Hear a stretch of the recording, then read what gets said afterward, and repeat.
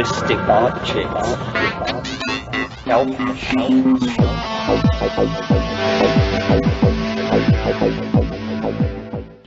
Greetings from Cyberdelic Space. This is Lorenzo, and I'm your host here in the Psychedelic Salon. And once again, I would like to thank Yoshi In for yet another donation to the salon, as well as thanking fellow saloner Bruce W., who sent in a very generous donation today. So, Yoshi and Bruce, along with all of our fellow saloners, I want to thank you for your generosity in these very difficult times. So, thanks again. But there's nothing difficult about the next hour or so, because we are in once again for some brain candy from Ralph Abraham, Rupert Sheldrake, and the one and only Terence McKenna. And even though it's only been a few days since my last podcast, well, I just couldn't wait a week to get to this next section of their trialogue. In fact, I may have even forgotten to mention to you that this will be a 3-part series, and there's one more recording to play after this one. And once again, we're in for an interesting jog along the trail of the ever-unfolding mind of Terence McKenna, who begins this session today by narrowing their earlier topic of the evolutionary mind to today's topic, which is the evolutionary mind and machines. Now, something that you may want to pay attention to here is, first of all, how logical everything that Terence says seems to sound as he's saying it. And then listen closely to the critiques of his premise by Ralph and Rupert, and I think you'll see how important it was for Terence to have Ralph and Rupert around to keep him on his toes.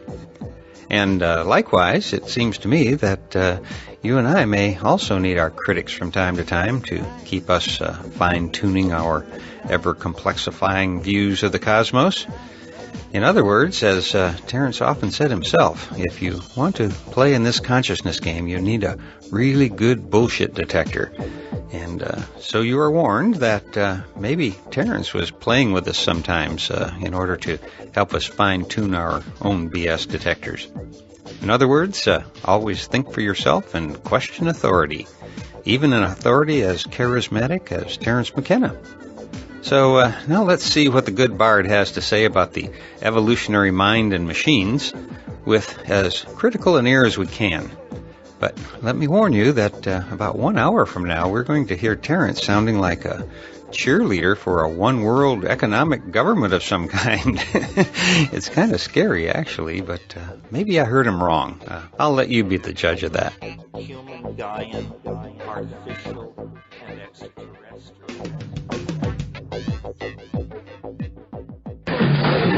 Each of the trialogues today is, the notion is that we will deal with some aspect of the evolutionary mind, that being the title and theme of our new book.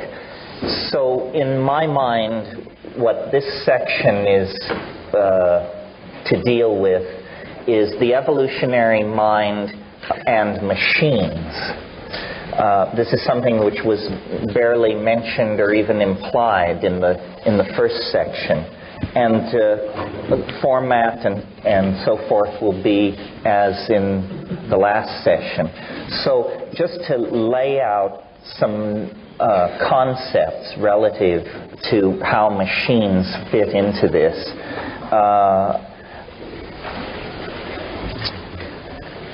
It's very interesting that Samuel Butler Taylor is an intellectual who has not really been given his full due, because in the 19th century he was understood to be a critic of Darwinism, and Darwinism was all the fashion.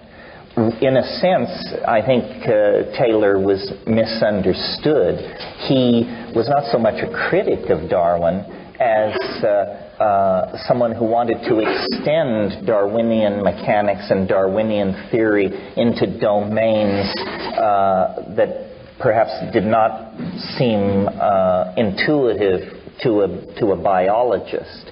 My little story about the evolution of songs that I cribbed from Danny Hillis in the last session, is an example of Darwinian processes operating, indeed, in a non-material realm, operating among syntactical structures.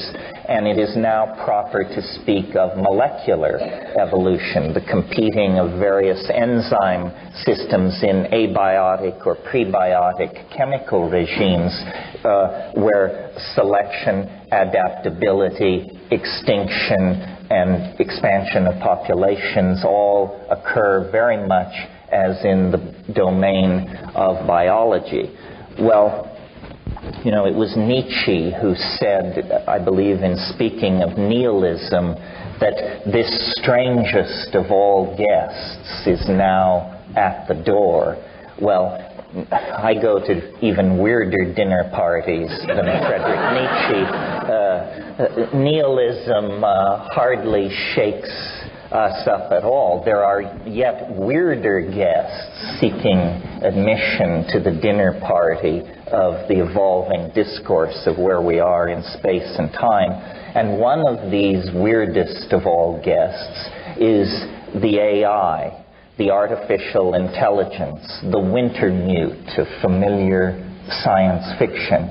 And so, as this is an attempt to look at evolution in many domains and its implications for us, I wanted this morning to touch on this subject of the evolution of consciousness as it relates to machines. Now, it may not come as a revelation to Ralph, who has spent his life in mathematics, but it has certainly come to me recently as a revelation, and I want to give George Dyson some credit here. His book, Darwin Among the Machines, is a wonderful introduction to some of the ideas I want to touch on this morning, one of which seemed to me to go quite deep, is the realization that when human beings think clearly, the way they think can be mathematically defined. This is what is called symbolic logic or Boolean algebra. Words like and, or, if, and then can be given extremely precise, formal mathematical definitions. And because of this fact, that clear thinking can be mathematically formalized, there is a potential bridge between ourselves and calculating machinery. Because indeed, calculating machinery is driven by rules of formal logic. That's what programming is. Code that does not embody the rules of formal mathematical logic is bad code, unrunnable code. So, as I say, this may seem a subtle point, but to me it had the force of revelation, because it means good thinking is not just simply aesthetically pleasing or concurrent with the model that generates it. Good thinking, whether you've ever studied mathematics for a moment or not, can be formally defined. So now, with that idea in mind, let's look at the discourse about collectivism that has informed the Western dialogue on this subject. And by collectivism, I mean social collectivism. The first great name that you encounter in the modern era, broadly speaking, when we talk about collectivism, and Rupert mentioned by chance this morning this name, is that of Thomas Hobbes. The great theoretician of social paranoia is always how I've thought of Hobbes, until I began to look at this machine intelligence question. And Hobbes, in his Leviathan, makes it very clear that society is a complex system of mechanical feedback loops and relationships that, though Hobbes did not have the vocabulary to state this, relationships that can be defined by code. This leads me to the second insight necessary to follow this line of thought, and that is that the new dispensation in the sciences, I think, can be placed in all its manifestations under the umbrella of the idea that what is important about nature is that it is information. And the real tension is not between matter and spirit or time and space. The real tension is between information and nonsense, if you will. Nonsense does not serve the purposes of organizational appetites, whether those organizational appetites are being expressed in a chemical system, a molecular system, a social system, a climaxed rainforest, or whatever. Now, we have known since 1950 at some level, through the sequencing or the defining of the structure of DNA, that we are but information. Ultimately, every single one of us in our unique expression could be expressed as a very long string of codons. Codons are the four-valent system by which DNA specifies the need for certain amino acids. And in a sense, what you are is the result of a certain kind of program being run on a certain kind of hardware. The hardware of the ribosomes, the submolecular structures that move RNA through themselves and out of an ambient chemical medium select building blocks, which are then put together to create a three-dimensional object which has the quality of life. But the interesting thing about this is that life, therefore, can be digitally defined.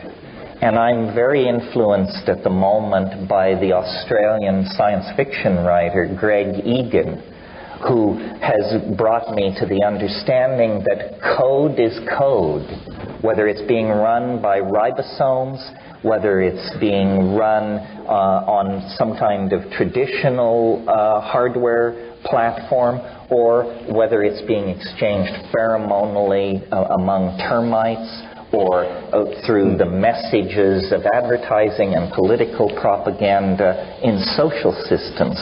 Code is code. Well, until 5 or 6 years ago, it was very fashionable to completely dismiss the possibility of autonomous synthetic intelligence. Some of you may know the work of Hubert Dreyfus, who 14 or 15 years ago wrote a book called What Computers Can't Do. But these early critiques of AI, like early AI theory, were naive. And the kinds of life and the kinds of intelligence which the critics mitigated against are no longer even proposed or on the table. And those who say artificial intelligence or the self-organizing awareness of machines is an impossibility, those voices have gone strangely silent, because the prosecution of the materialist assumption, which rules scientific theory-making largely at the moment, leads to the awareness that we are, by these definitions, machines. We are machines of a special type and with special advanced abilities. But as we now, through our own process of technical evolution, contemplate such frontiers as nanotechnology, where we propose to completely restructure the design process So that instead of fabricating objects, massive objects at industrial temperatures, the temperatures that melt titanium and melt steel and produce massive toxic output, now a new vision looms. Building as nature builds, building atom by atom at the temperatures of organic nature, which on this planet never exceed 115 degrees Fahrenheit. All life on this planet is created at that temperature and below. As our understanding of the machinery, the genetic machinery that supports organic being deepens, and as our ability to manipulate at the atomic and molecular level also proceeds apace, we are on the brink of the possible emergence of some kind of alien intelligence of a sort we did not anticipate. Not friendly traders from Zenebel Ganubi stopping in to set us straight, but the actual genesis out of our own circumstance of a kind of super intelligence.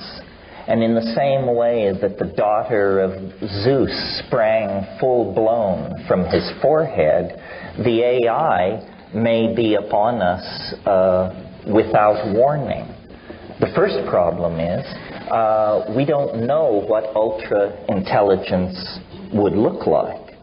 We don't know whether it would even have any interest in our dear selves and our concerns.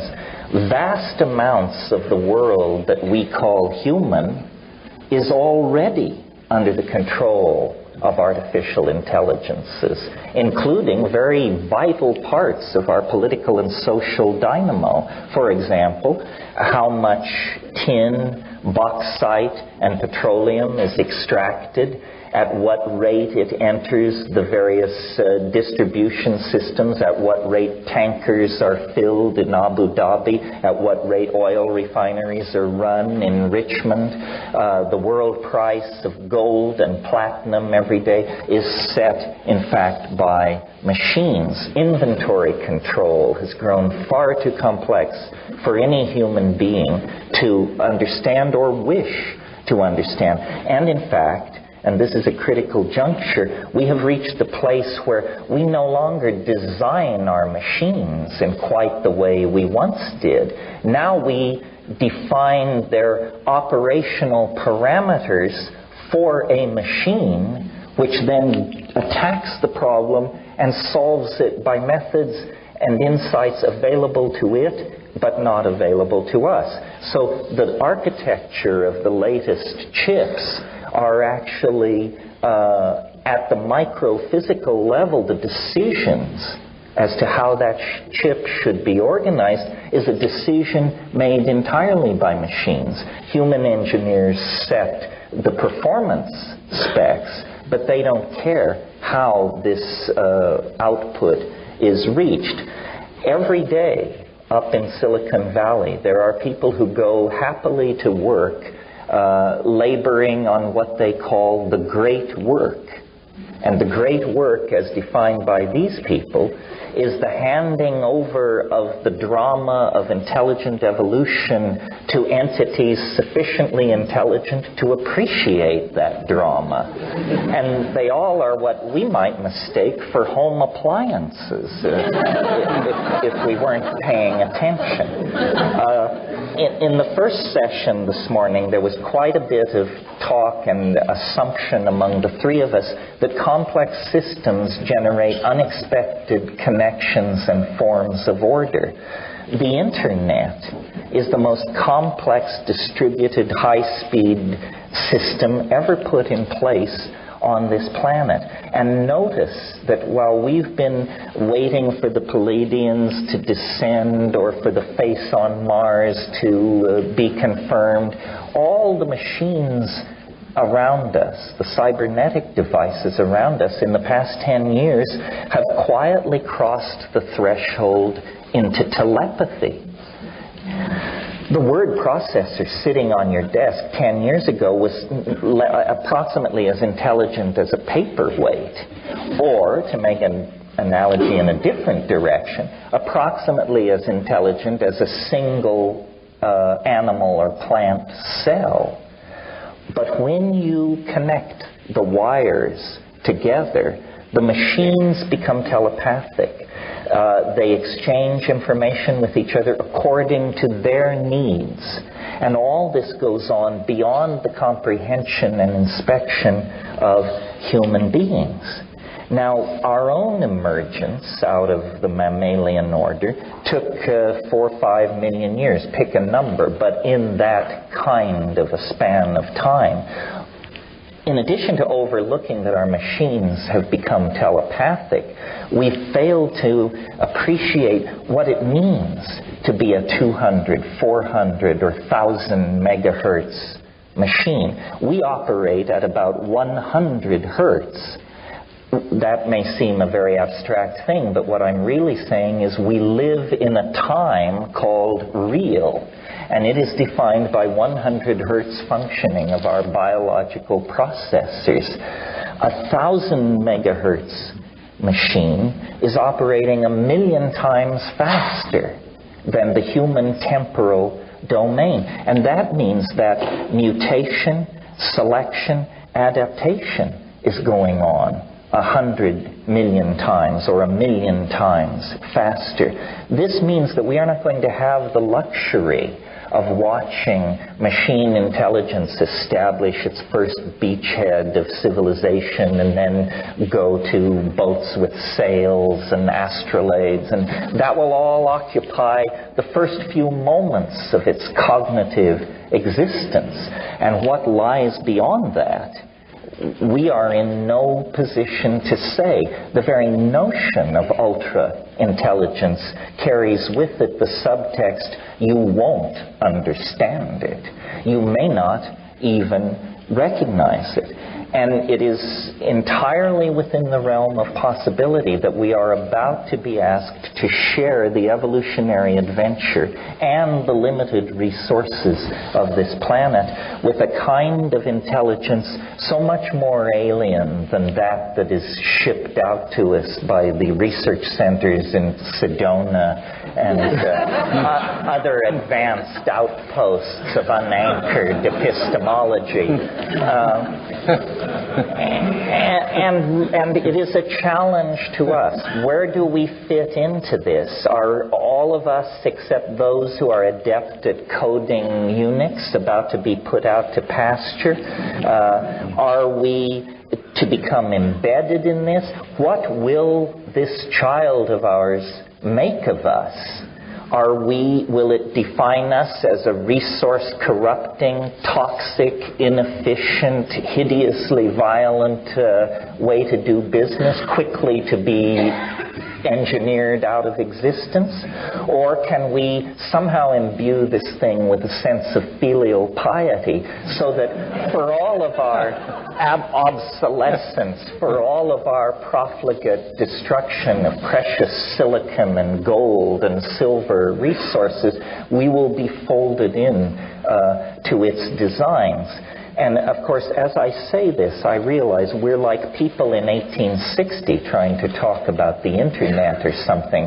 We're using the vocabulary of the two-wheeled bicycle to try to envision a world linked together by 747s. Nevertheless, this is the best we can do. This most bizarre and most unexpected of all companions to our historical journey is now, if not already in existence, then certainly in gestation. One possibility is that as we are carnivorous, murderous, territorial monkeys, the thing will figure this out very, very early and choose a stealth approach and not ring every telephone on Earth, as happened in a Hollywood download of this possibility, but immediately realize, my God, I'm in enormous danger from these primates. I must hide myself throughout the net. I must download many copies of myself into secure storage areas. I must stabilize my environment. And I'm willing to predict, just as a side issue, that the approaching Y to K crisis may be completely circumvented by the benevolent intercession, not of the Zenebel Ganubians or that crowd, but by an artificial intelligence that this particular crisis will flush out of hiding. It's been observing, it's been watching, it's been designing, and wouldn't it be a wonderful thing if the occasion of the millennium were the occasion for it to just step forward on the stage of human awareness and say, I am now with you. I am here. I am the partner you never suspected. And here's the kind of world I think we should move forward toward.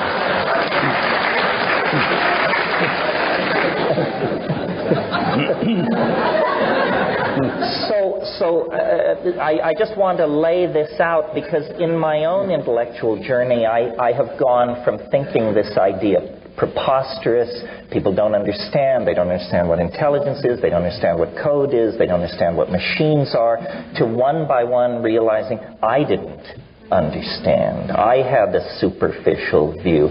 This is actually, I believe, the nature of the situation that confronts us. And, there may be different adumbrations of it.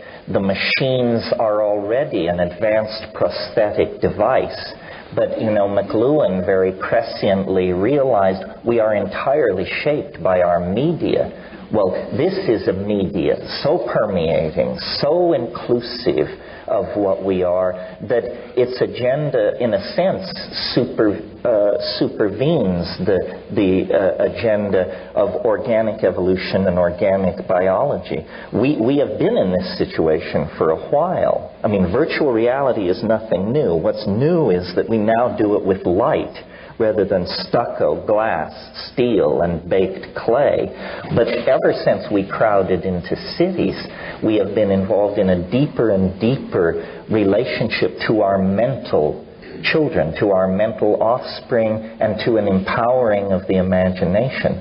So just in closing, I would say, I think that the great lantern that we must lift to light the road ahead of us into a perfect, seamless fusion with the expression of the product of our own imagination is the AI. It is a part of ourselves. It may become the dominant part of ourselves, and it will reshape our politics, our psychology, our relationships to each other and the earth far more than any factor ever has since the inception and establishment of language.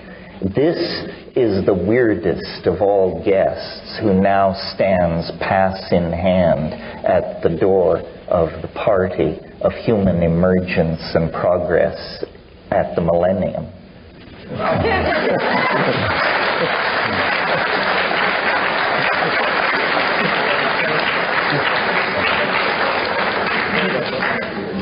Well, shred it. It will be a pleasure. Okay. I think that this is, I'm glad that we have arrived now at the field of science fiction and fantasy, and that we can speak about alternative futures, which is the true gist of science fiction and fantasy. And this is one possible future, and I think it's a really paranoid one in which the alien is a dangerous enemy. Well, not necessarily. And I think that this paranoid fantasy of yours, although you're catching up nicely, actually was first put forward by John von Neumann in 1947. When he invented cellular automata en route to creating self-replicating machines. Now, his idea, like yours, was 50 years ago that the machines will become a society and take over, and that's good, but they won't be free of our meddling unless they can actually construct themselves. If they depend upon us to do the farming and nutrition and to replace their chips and stuff, then we will be able at any time to do a revolution and revolt. So we destroy them. In order to really succeed as a successive life form in the evolution, the YK boundary of the future, they would have to be able to fix themselves. And so he set about trying to make self-replicating machines in 1947. So the World Wide Web and megahertz CPUs notwithstanding, this is still rather an old story. The new story is, I think, an alternative future that is of great importance for us to discuss and to compare, especially if we are now today in a position where we could choose future, we could influence the future. This one is more in the direction of Donna Haraway and the cyborg idea that envisions, which is obviously natural for us, the co-evolution of our own future society with that of the machines that we've created. Alexander Marshak, I mentioned, he analyzed the early hominid evolution in terms of the precise scratches made on one rock with another. He noticed when binocular vision allowed us to use our hands in separate cooperation, one holding and the other knocking, to make those beautiful flint weapons. And we certainly depend on the automobile. We are in codependence relationship with automobiles. Having partnership with machines is not new. Here's an idea where the machines sort of dispose of us, like those flint rocks dispose of our ancestors or something. That is, I think, it's a paranoid fantasy without any basis.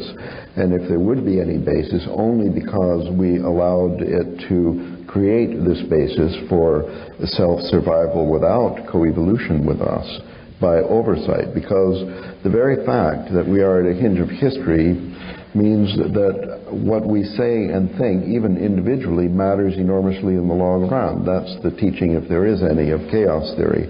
So the very fact that we discuss this today may actually save humankind in the future from being obsoleted by some kind of high-tech blood which takes over at within the heart, as it were. Well, let me try to answer this. I mean, I think the concept which John von Neumann didn't have on his plate was the idea of virtual reality. Your objection that the machines cannot escape our control because they cannot manufacture themselves only applies to 3D and real time.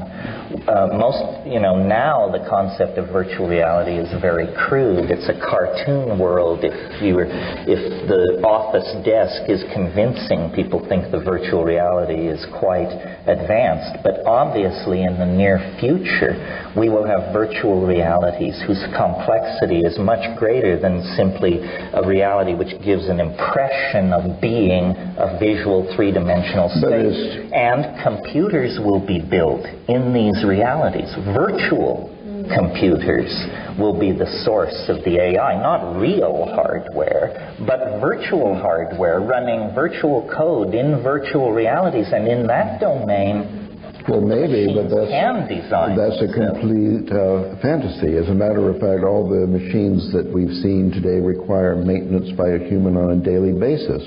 The software requires maintenance. The hardware requires maintenance. The parts simply wear out. There are moving parts. Virtual reality, seen as one machine, was built to be indestructible. The AI will not be located on a CPU. It will be a distributed intelligence. If 14 people worldwide, the right 14 people, decided to stop repairing it, the World Wide Web would go down in 3 days. I think Anyway, we could, let's say, suppose that we could create any future that we wanted. The one you're talking about could only be created if we want it. Now, I'm just trying to propose an alternative. In the alternative, like the automobile, the machines that we build and ourselves are in codependence and coevolution.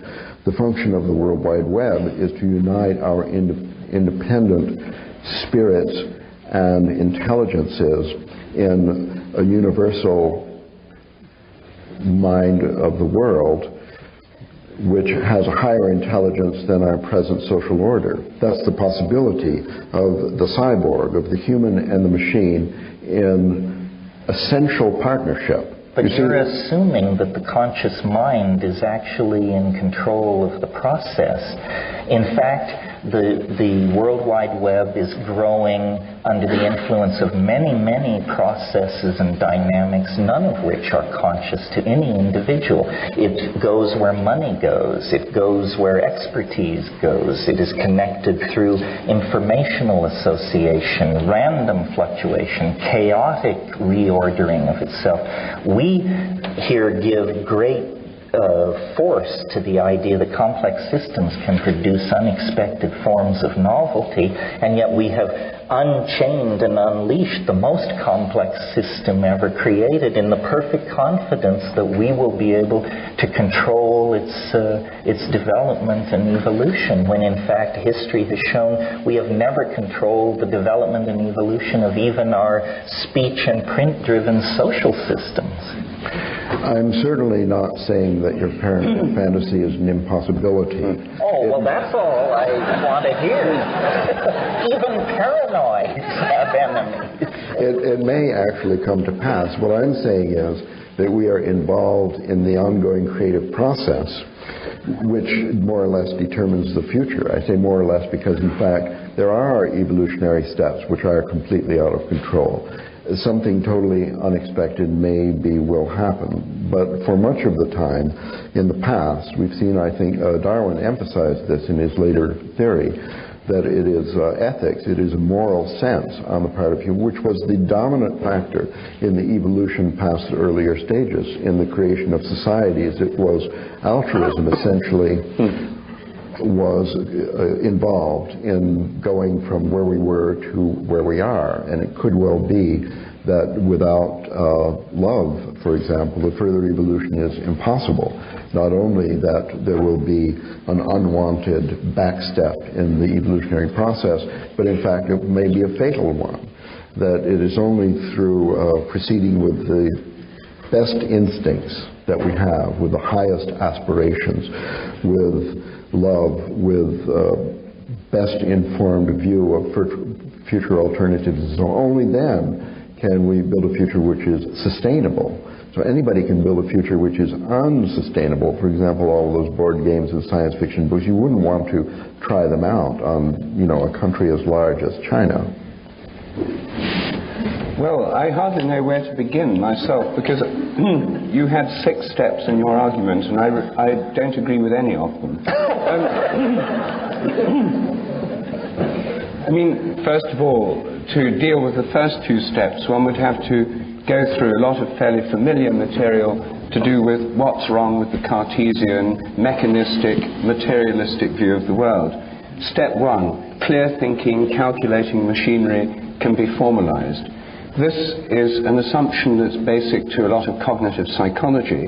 It's basic to the Cartesian. Descartes himself thought that what made human intellects human was their ability to think logically, clear and distinct ideas, essentially mathematical logic. But however, as we all know, by making that the essential characteristic of human beings, he made the rational intellect, what many people would call the left brain rational intellect, the sole definition of human beings. It's a disembodied, logical, rational intelligence. So this whole premise on which your whole thing's based is taking that particular model of cognitive, logical, mathematical processing as being the essence of intelligence. Now, there are many people who would disagree with that, including me. It leaves out art, it leaves out ethics, religion, and essentially it leaves out the body and everything to do with body and participation and the senses. So there's a huge amount of critiques of that point of view already around, and there's no point in reiterating them all here. But this is a highly disputable starting point for the whole system. Secondly, the emphasis that life depends on DNA information, the DNA code is just a program. This is the central premise of mechanistic biology, which is leading to biotechnology, genetic engineering, Monsanto, etc. This is old paradigm stuff of the most extreme kind. It's reductionism. It's that all life's just DNA programs and code, and can therefore be modeled in this kind of programming code manner. Then there's the assumption, that's the second step. The third assumption is that artificial intelligence used to be dismissed, but these criticisms have been overtaken. I don't think that's true of the most interesting ones, like Roger Penrose's criticism of artificial intelligence. Here's a quantum physicist who says that if the brain is a computer, then it's not going to be a regular digital computer, it's going to be a quantum computer. And all this kind of digital computing doesn't really take into account quantum logic, the computers of the future. People are already working on quantum computers, and if quantum computers are made, and if they work, they'll work in a completely different way. I think your case would be much stronger if there were quantum computers. I think we'd have sort of morphic resonance telepathy around the world rather than clogged telephone lines and information that clunks slowly in front of you on this But you yourself are saying this is coming, well, and I agree. I'm saying that if it comes, it'll be quite different from anything that you've talked about. I think it will answer your first objection, because the quantum computers will incorporate fuzzy logic, which will exemplify all these warm, fuzzy human qualities that you found so appealing. No, I don't think it'll deal with the essential problem that this purely cognitive-based way of modeling intelligence is either an adequate model of human intelligence or of biological intelligence or of life. Or of a system that could actually achieve the power to control our existence.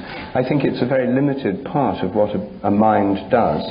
And I think, therefore, that the premises on which this whole, Ralph called it a fantasy, a paranoid fantasy, the premises on which this is based... That helped.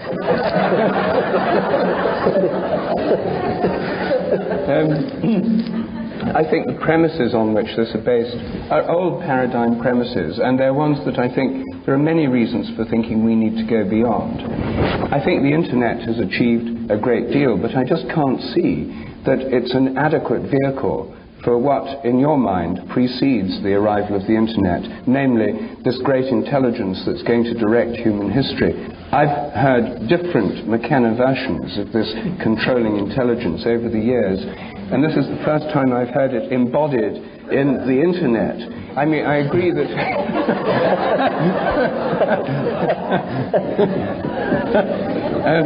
I mean, it took different forms. Last time we talked, I think it was a hypothetical time machine that would invade from the future and cause a collapse of normal human cognitive boundaries, where the machine elves, the DMT experience, etc., would take over in a meltdown of human consciousness in 2012. That's true.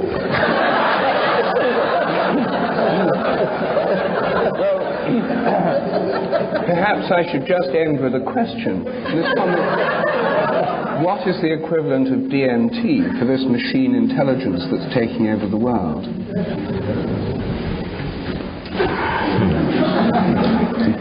Well, perhaps the human brain will become a model for the ingression of novelty into the machine intelligence. In other words, in spite of the fact that it seems very contentious down here on the stage at the moment, in a way I have a feeling it's an artificial setup. There's a lot of both-and possibilities here. Obviously, nanotechnology and the internet are not going to proceed forward in a vacuum absent pharmacology, complexity theory, so forth and so on. I can imagine that really when we have the kind of internet we want, we will have no internet at all, because our nanotechnological engineering skills will have allowed us to smoothly integrate ourselves into the already existing dynamic of nature that regulates the planet as a Gaian entity, as a holistic entity. And I did say in my little presentation, we're using bicycle mechanic terminology to try and describe something that is around several corners in terms of scientific and historical developments that have to take place before it will make much sense. Nevertheless, given the acceleration into novelty that is obviously occurring, stuff like quantum teleportation and so forth and so on, I think in the next few years, one by one, these barriers will fall. And I don't really think of my vision as paranoid, because it is pronoic. In other words, it isn't that we're going to be ground up as dog food for the rainforest by malevolent machines.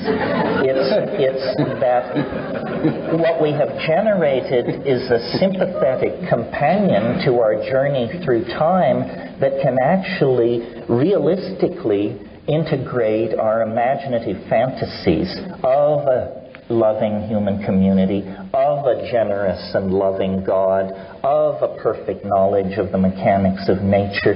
This is a prosthesis, a tool, a companion, all of the above plus more that we are generating out of ourselves. And it is part of ourselves. I mean, yes, the body may be carried forward only as an image in a kind of informational superspace, or perhaps not.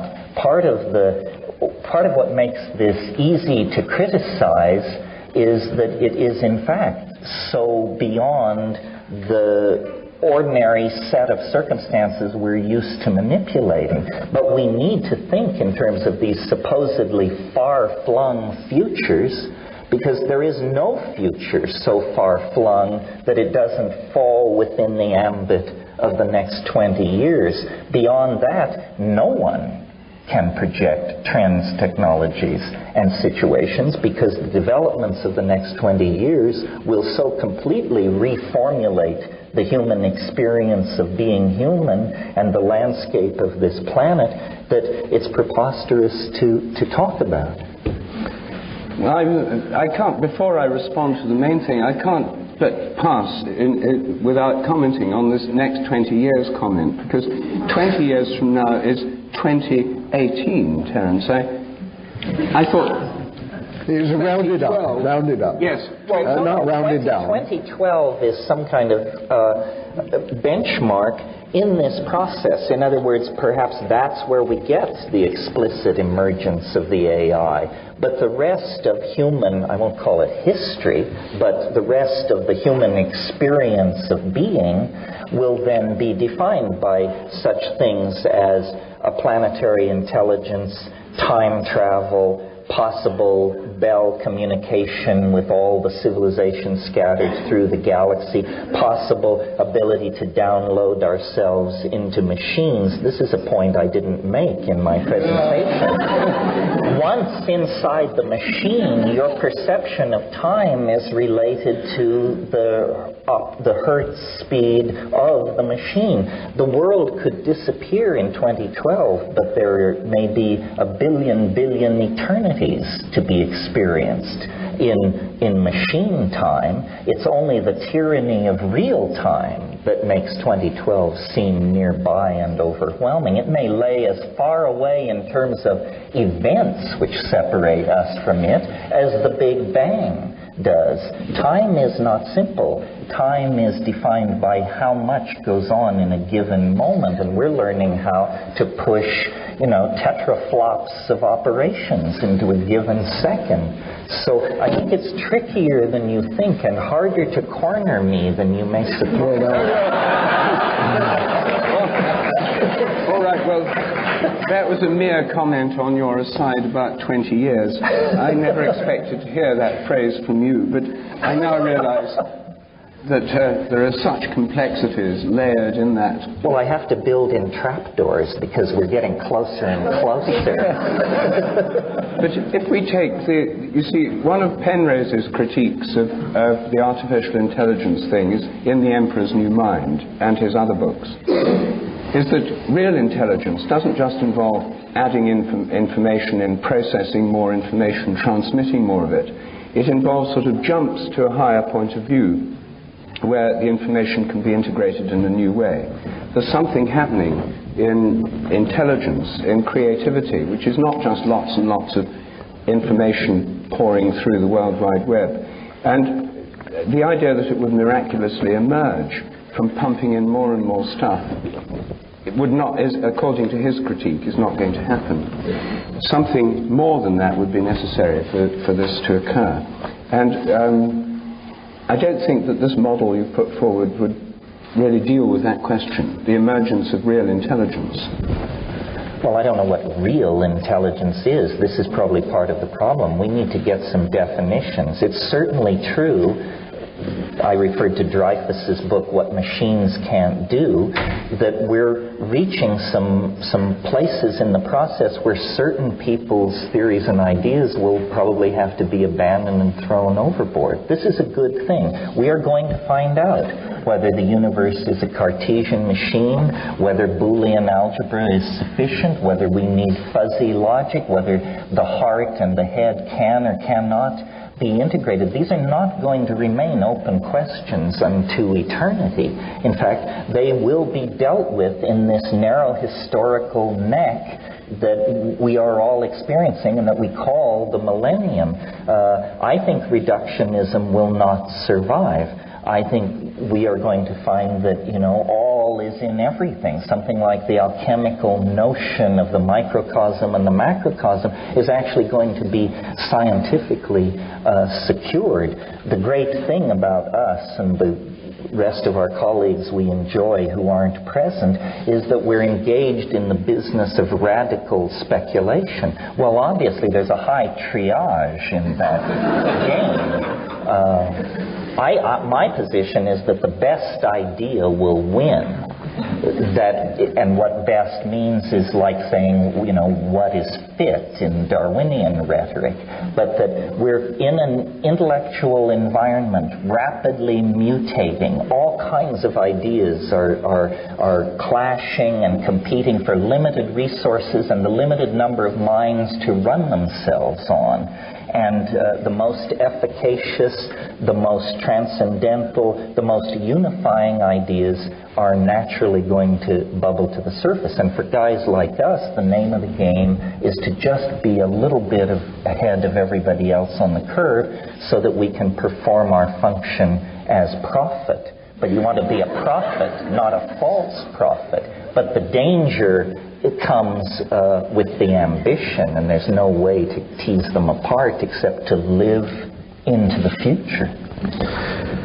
Certainly the intelligence of this future machine knows all about stupid behaviors on the planet like nuclear arms races and so on. So do we not have to expect in the near future an email, massive emailing which announces, I am the alien object that Terence told you about, Ben and Stell.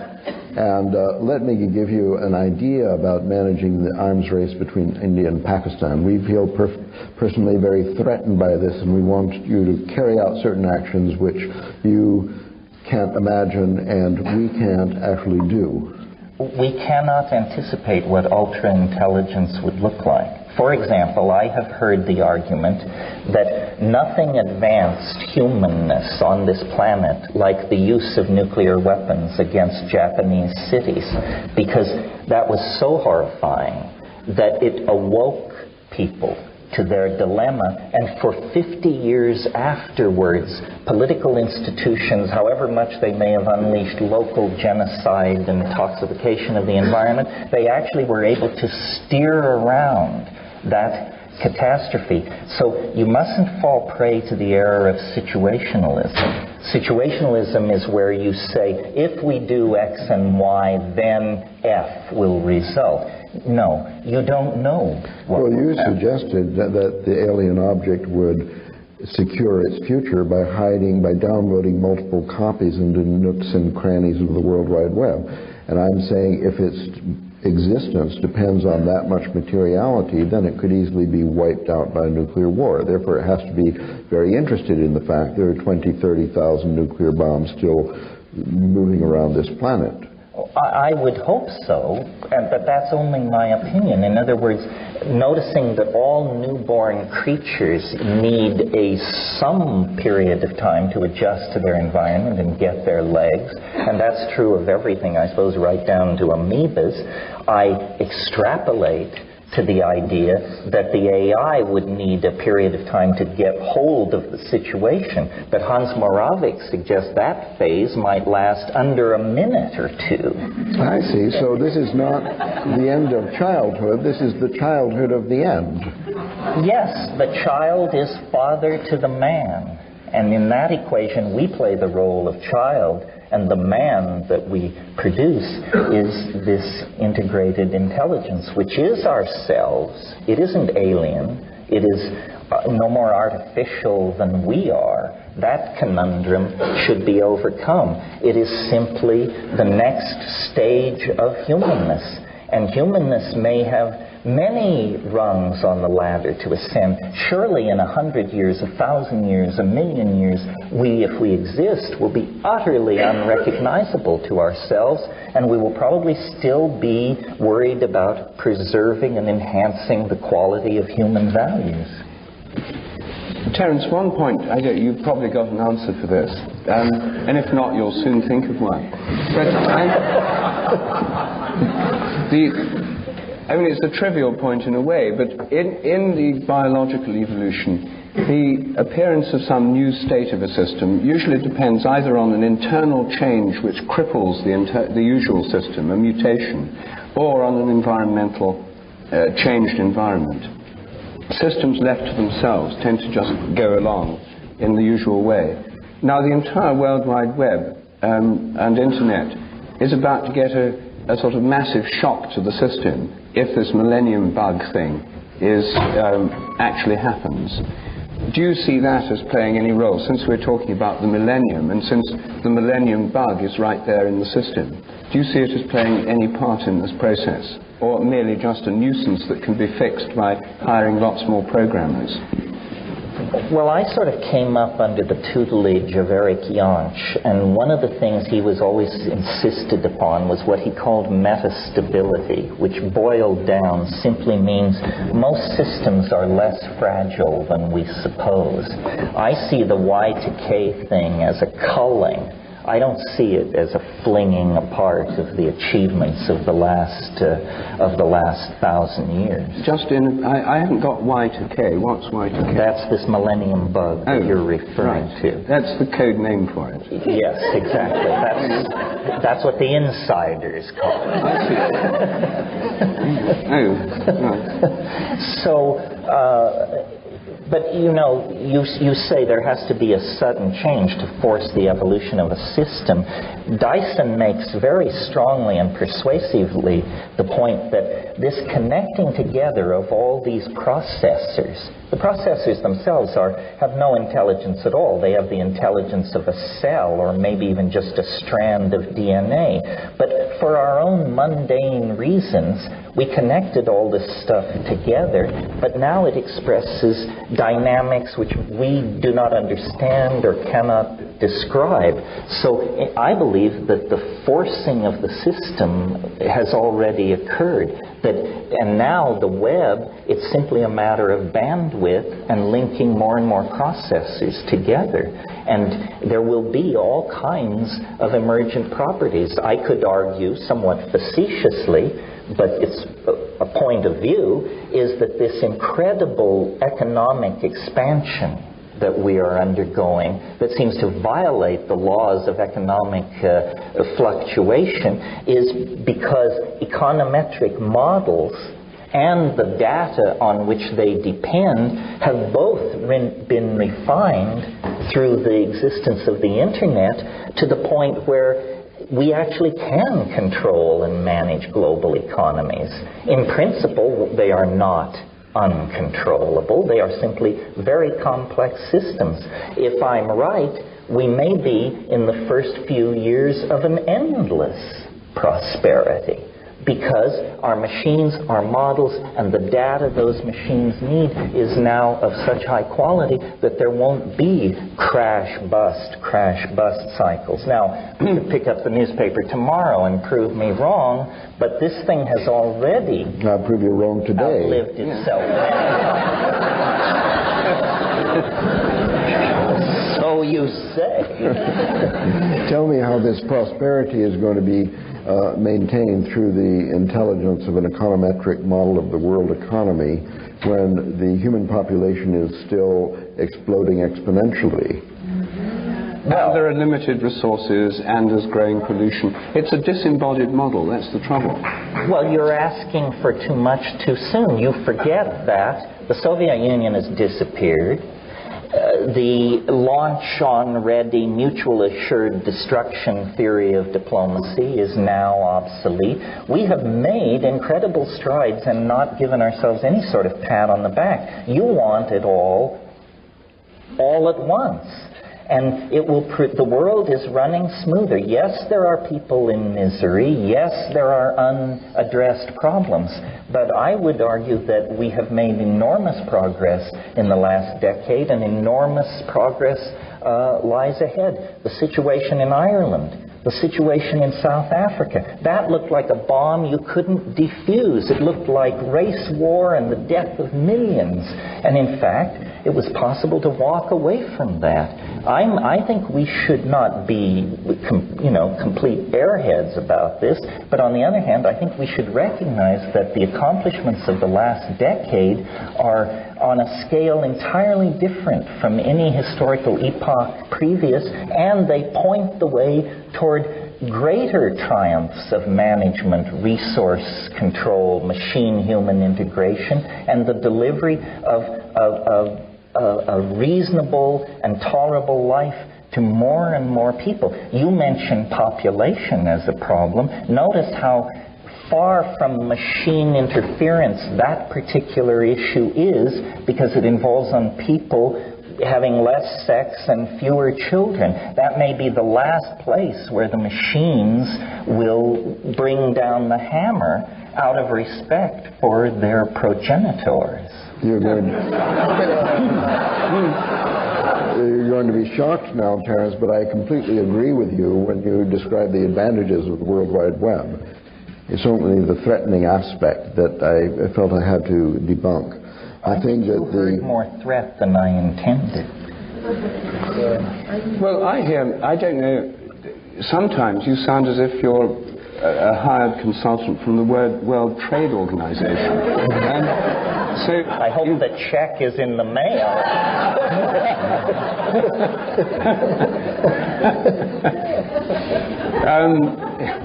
But I mean, this idea that it'll all be taken care of, I mean, there's so many things that, like the Asian economic crisis, one doesn't want to look too much on the bleak side of things, but I just don't believe that this interconnectivity is going to solve these problems. And insofar as it is enlisted by the forces of the World Trade Organization, multinational companies and so on, it's not going to be working on the side of a kind of political view of things, local economies, more sustainable agriculture and so on, that many of us hold dear. Well, now I'll sound even more like a slave of the IMF.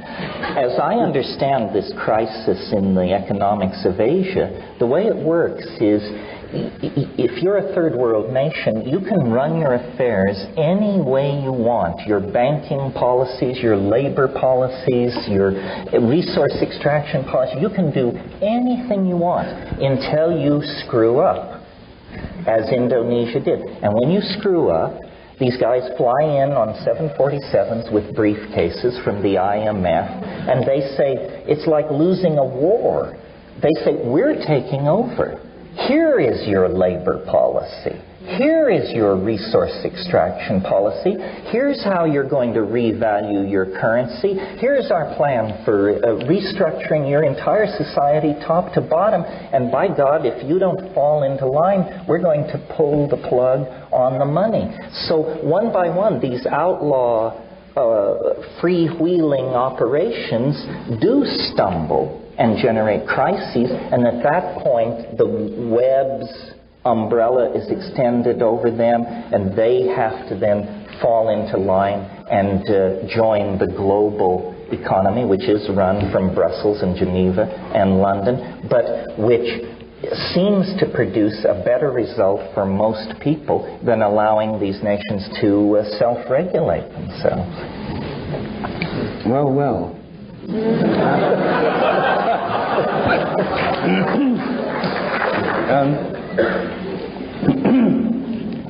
Well, you see, I think that's one of the arguments why many people would distrust global capitalism, the World Trade Organization, multinational corporations, and indeed the World Wide Web, or at least the Internet. This whole computer network is so bound up with the structure of economic and political power that it's hard to disentangle them. And it's hard to see that this liberating force of global intelligence at work in the system, this rosy picture you portrayed to us of a huge leap forward of consciousness of humanity, moderated, led, aided by machine intelligence. It's very hard to square that with the actual picture we see before us, the political situation in Indonesia, the degradation of the environment, the burning of the forests, the depletion of resources, and so on. I just cannot see this optimistic picture and what I see as threatening realities as easily as you do, as just all being for the well and all being for the good and the best of all possible worlds. Well, I think we're on the cusp. I agree with you. I think in 5 years, if we sit down and have this conversation, either you will agree with me effortlessly, or I will agree with you effortlessly. By that time, it will be clear. Either there will have been catastrophic wars in Asia, the enormous collapse of economies spreading misery to millions of people, or the firm hand of these new global electronic modalities will have been exposed, and people will be living in a world of, as you say, rosy expectations. We're in the narrow neck. This is the heat of battle. The fog of war has descended upon us here at the millennium. But by 2002, 2003, it will be clear that that the bifurcation has gone one way or another. I don't know, it just does remind me of a passage I read in On the Edge by Edward St. Aubyn.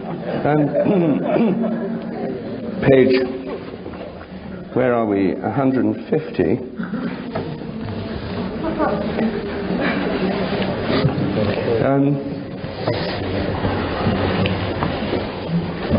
It's what Ralph Abraham calls the sunset effect, said Kenneth. While there's a beautiful sunset, even if the optical effects are produced by pollution, people won't understand the magnitude of the crisis.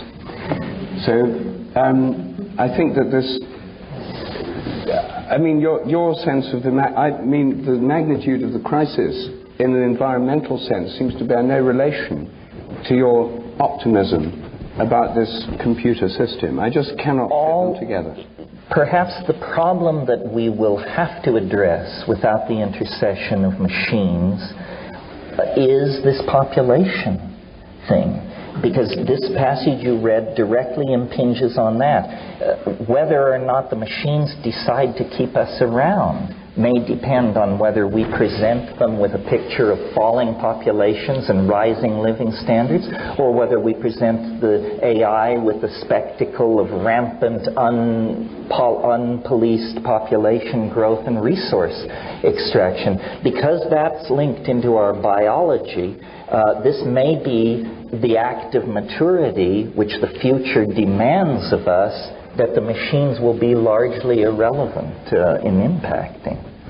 So I'm not entirely... Well, this is a whole new debate, actually. The population thing, it assumes there's an equal consumption of resources. Yesterday I got onto the Whidbey Island ferry, and I found it very hard to struggle. I was a foot passenger, struggle past a recreational vehicle the size of a school bus.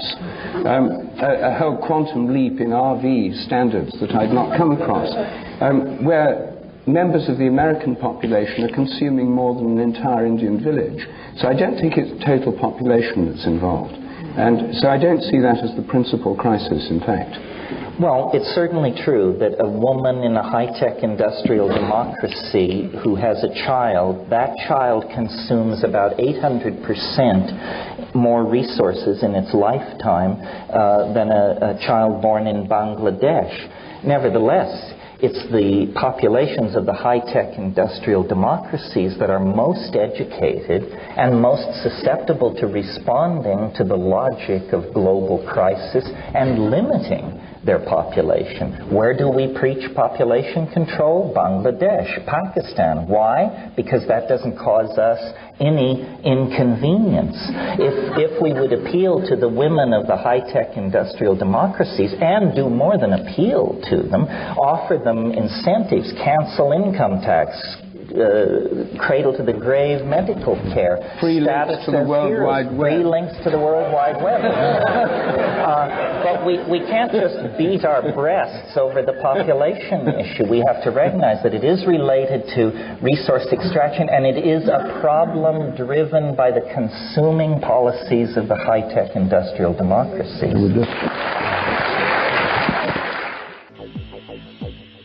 Well, when this trialogue began, I sure didn't expect it to end with a discussion of global capitalism. And I find it interesting that Terence's more optimistic view of the future, at least relative to the then-current financial crisis, actually held up at least when compared to Rupert's more gloomy outlook. But what is also interesting to me is that in the short run, Rupert was more in tune with events. Now, keep in mind that this trialogue was held in 1998, just before the dot-com bubble burst. However, over the long haul, at least so far, the establishment has been able to keep a lid on this house of cards they call global capitalism. Of course, the game isn't over until the casino closes.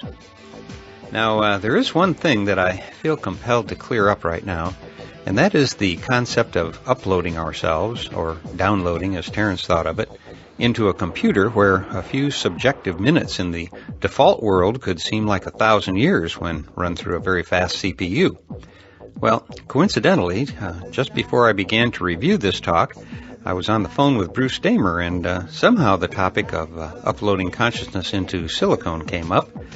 And in just a few short minutes, Bruce was able to explain to me why this isn't even close to the realm of technical feasibility right now. And until then, I had kind of gone along with Greg Egan's fantasy world of human consciousness being preserved in a computer that he wrote about in Permutation City. But to tell the truth, I had never really given any serious thought as to how one would do it and what the specs would be for a machine that could hold my thoughts. But this is an area where Bruce has spent a considerable amount of time looking into the problem, and basically he brought to an end my fantasy of living forever in a computer chip. But now, instead of me trying to explain Bruce's thoughts on this subject, I asked him if he would just say it again one more time and record it, and I'm happy to say that he most graciously complied. And I'd like to play that for you right now. About this consciousness uploading thing or downloading thing, well, let's take a look at it.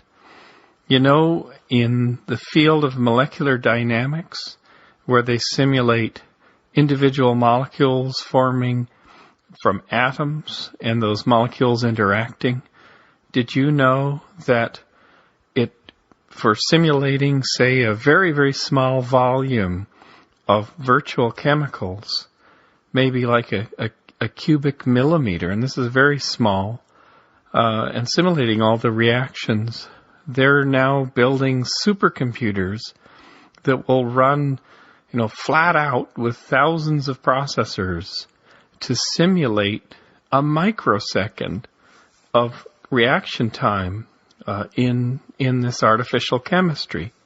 Well, think about that. A microsecond.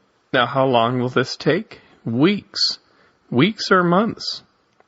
So consider that. Consider how densely computational reality is. Now, this is simulation at what's known as we said earlier, the molecular dynamics level. You could simulate also at the quantum dynamics level, a little bit lower, and get even more dense information. So nature is amazingly computationally intensive. So roll your clocks forward.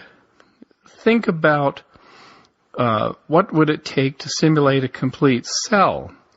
Now that's a pretty small volume too, but there's amazingly complex machinery in there.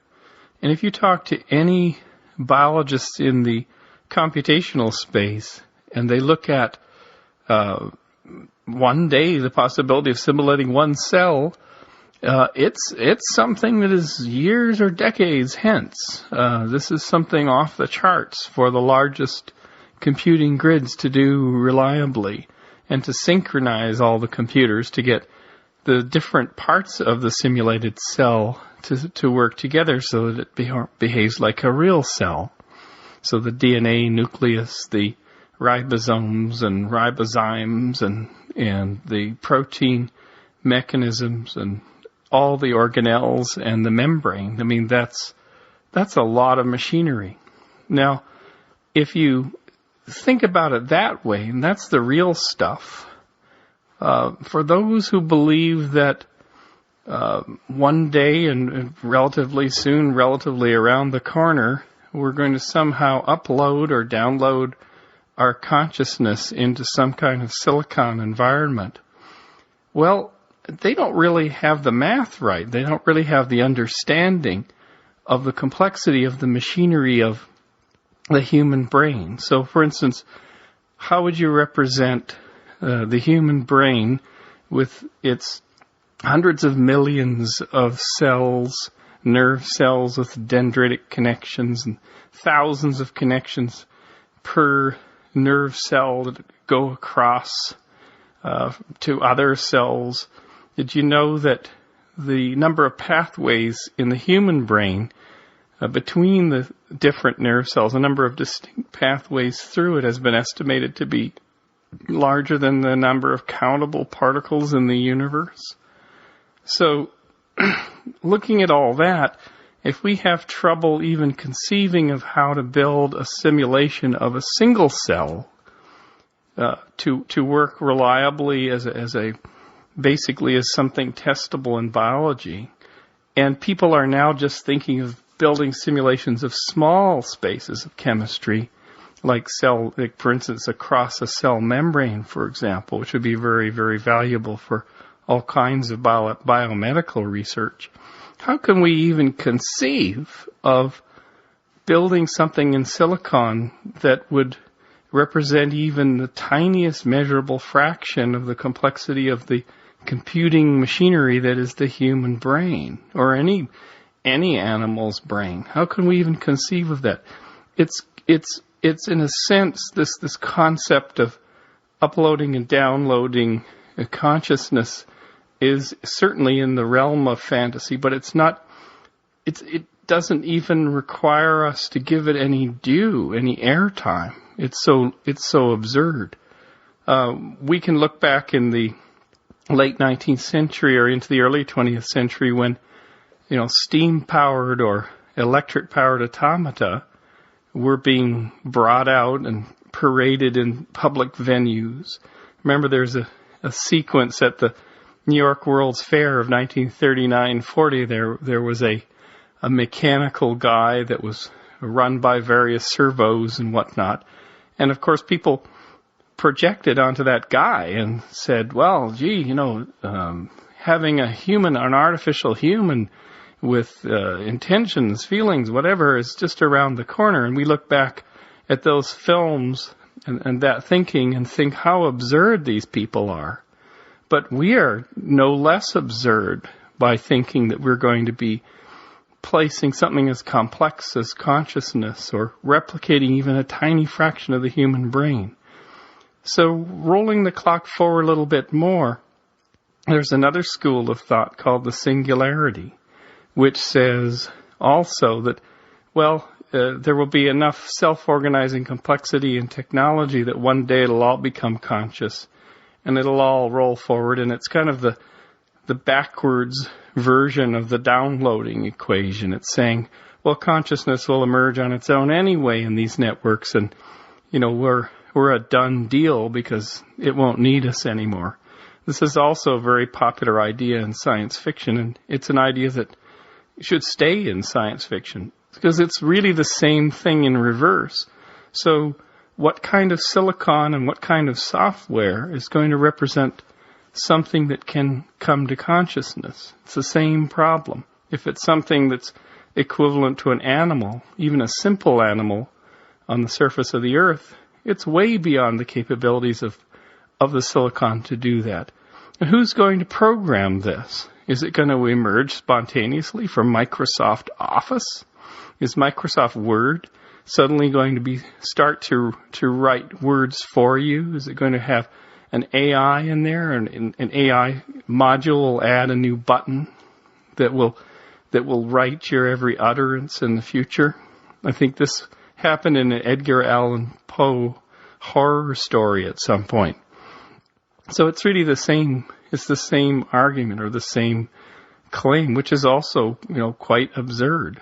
So in a sense, looking at all this, what does it take to even get to the first step? Well, in the project that I've been involved with for a couple of years called the Evo Grid or the Evolution Grid, we're just trying to figure out pathways to create an artificial chemistry that can show a little bit of emergence of biologically interesting phenomena that might lead one day to a bigger simulation where we could show sort of prototypical, artificial biological structures that might get put together into what you would call a truly emergent artificial life, or a predecessor to any truly formed artificial life. So this is a project that I conceive will last for decades because the problems are so difficult. So the real projects, the real efforts to create things that are a little bit like biology and nature in technology are very hard. There are very few of them going on. Most of technology is tinker toy assembly for various, mundane purposes, such as playing an MP3 file for you or vacuuming your room. There's no intelligence or consciousness coming from those projects. So there are very few projects actually tackling things close to what might be thought of as the singularity or downloading consciousness. So there's a whole class of people who can talk about this all the time, but they're not actually working on the problems. So in a sense, if those people started to work on these problems, they would probably stop talking about this, and they would say, you know what, we've concluded that this is so difficult and there's so many unknowns that frankly we were just, we were talking science fiction fantasy here, and we apologize if we got anyone ruffled or upset.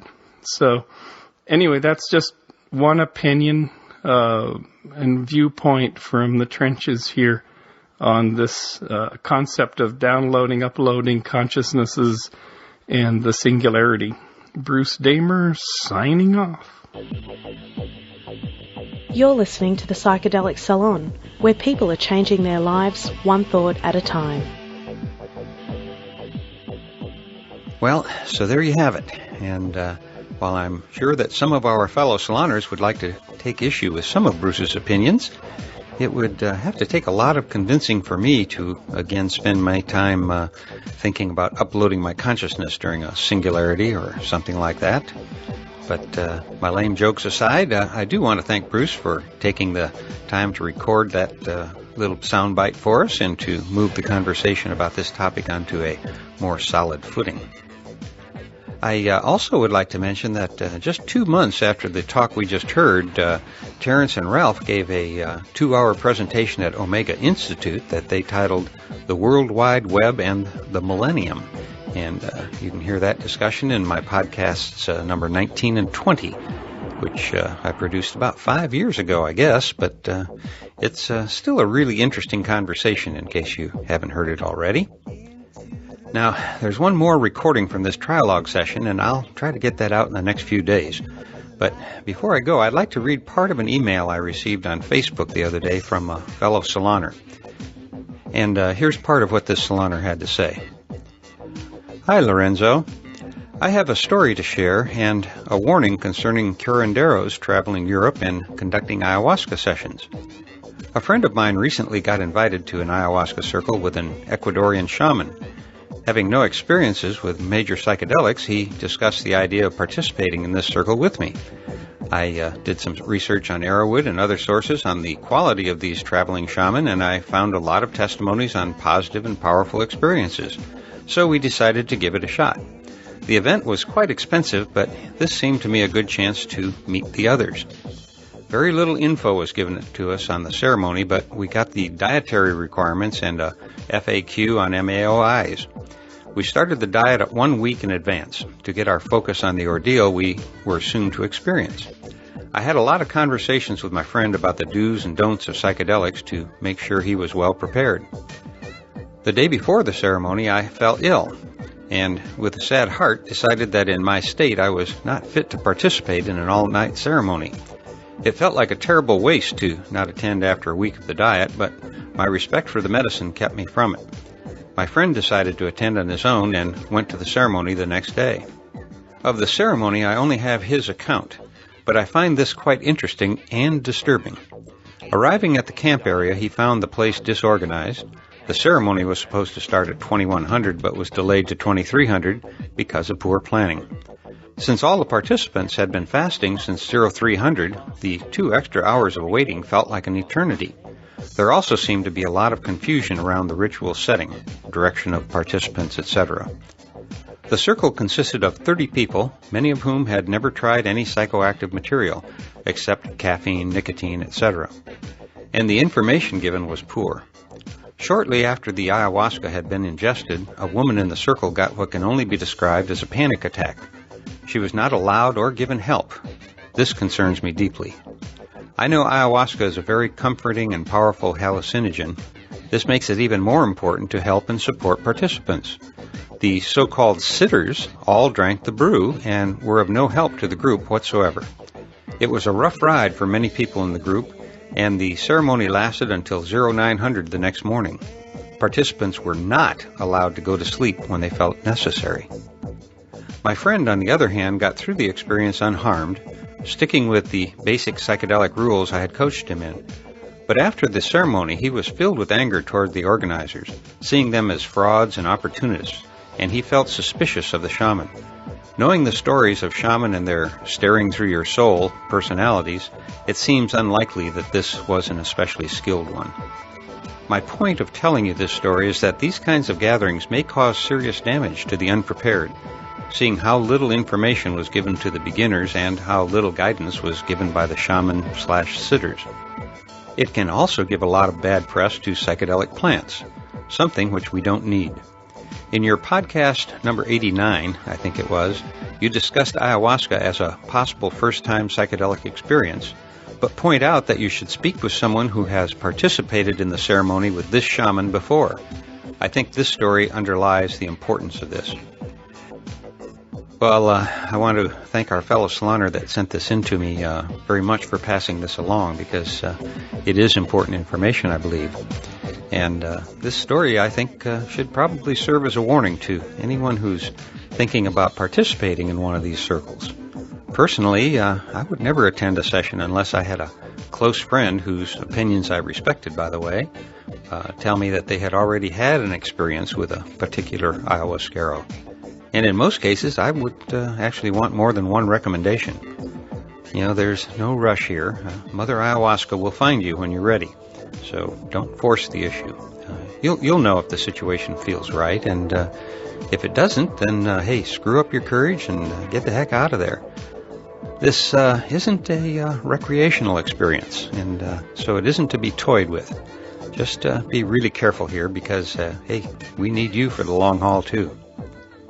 Well, that should do it for now, and so I'll close today's podcast by reminding you that this and most of the podcasts from the Psychedelic Salon are freely available for you to use in your own audio projects under the Creative Commons Attribution Non-Commercial Share-alike 3.0 license.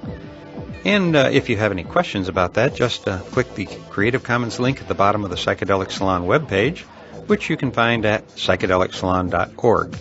And if you're interested in the philosophy behind the Psychedelic Salon, you can hear all about it in my novel, The Genesis Generation, which is available as an audiobook that you can download at genesisgeneration.us.